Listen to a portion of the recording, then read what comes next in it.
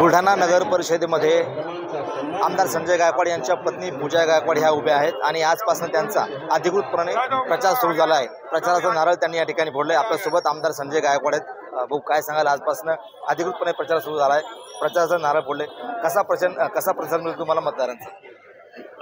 आज आम्ही शिवसेनेच्या बुलढाणा शहरातल्या 30 उमेदवार आणि नगराध्यक्षाच्या उमेदवार पूजाताई गायकवाड यांच्या प्रचाराचा नारळ छत्रपती शिवाजी महाराज यांच्या स्मारकाला नमन करून आम्ही सुरुवात करत आहोत।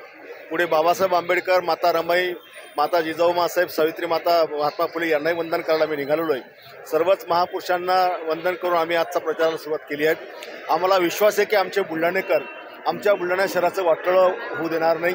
जे शहर मी आज चांगलं सुंदर केलं, याच्यापेक्षा अधिक चांगलं करण्याचा आमचा प्रयत्न आहे।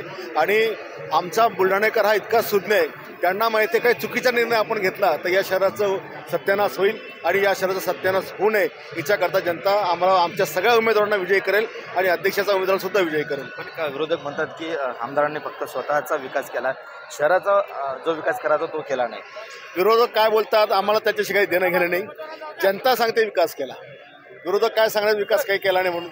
आणि माझं तर खुली दुकान सगळ्यांना माहिती आहे, त्याच्यामुळे आम्ही विरोधकाचा विचार करत नाही। आम्हाला माहिती आहे की मतदारांचा काय प्रतिसाद आहे। मला जे फोन येतात, मला जे लोक भेटतात ते सांगतात की आम्हाला दिसतं सगळं। जे कोणी बोलतात त्यांनी काय केलं जरा त्यांनी सांगितलं पाहिजे। वंचित बहुजन आघाडीच्या उमेदवारांना विठ्ठल केला, कुठेतरी आता तिरंगी लढत पाहायला मिळते या ठिकाणी। काय वाटतं तुम्हाला, वंचितच्या मतदारांचा फायदा तुम्हाला होईल की आघाडीच्या? वंचितच्या उमेदवाराचा फायदा तोटा पाहिल्यापेक्षा त्या वंचितच्या मतदारांचा अपमान काँग्रेसने केला। खरं तर मागच्या वेळेला ही जागा वंचितने जिंकलेली होती, त्यांचा नगराध्यक्ष होता आणि त्यांचा या जागेवर हक्क होता।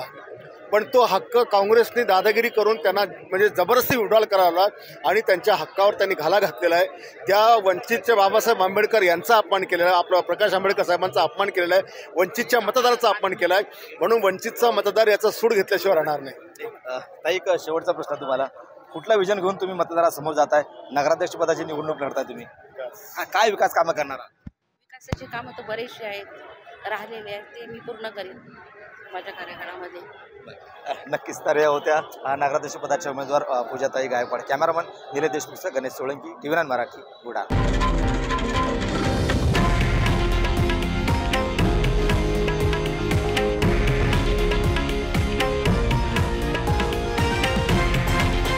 हे आहे देशातील नंबर 1 न्यूज नेटवर्क आणि आपण पाहत आहात TV9 मराठी, एकमेव।